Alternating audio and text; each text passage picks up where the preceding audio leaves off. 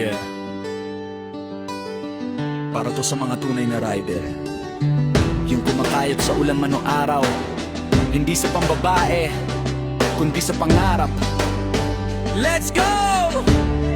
Yeah! Hey! Helmet ko suot, nakahanda na sa kalsada. Umaga pa lang, bumubuhos na ang biyaya. Booking dito, booking doon, walang reklamo kahit pagod. Tuloy lang para sa anak at asawang totoo. May ibang nag-aabang pero ako diretso biyahe. Hindi ako pogi, serbisyo lang sa pasahero pre. Habang sila nagpapakyut, ako nag-hustle. Mas okay na amoy gasolina kaysa amoy gimmick sa gabing hustle. Ako iba bakbakero, hindi babaero. Tunay na MC taxi, hindi bolero. Sa kalsada, diskarte at respeto. Ang puhunan ko, hindi palabiro. Pag nagmahal ako, isa lang yan bro.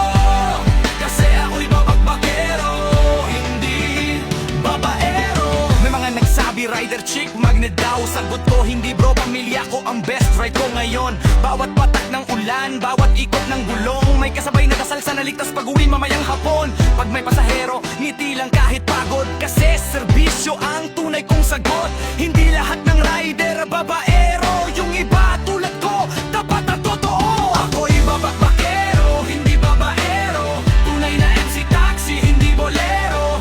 Sa kalsada, diskarte at respeto. Ang puhunan ko, hindi palabiro. Pag nagmahal ako, isa lang yan bro. Kasi ako'y babagbakero, hindi babaero. Hindi ako smooth talker, ako'y road runner. Buhay ko'y simple lang, pero pure ang honor. Kung may magtanong kung sino mahal ko, sagot ko agad, pamilya ko to. Kalsada man ay delikado, laging tapat sa serbisyo. Rider by day, tatay sa gabi, ganyan ang tunay na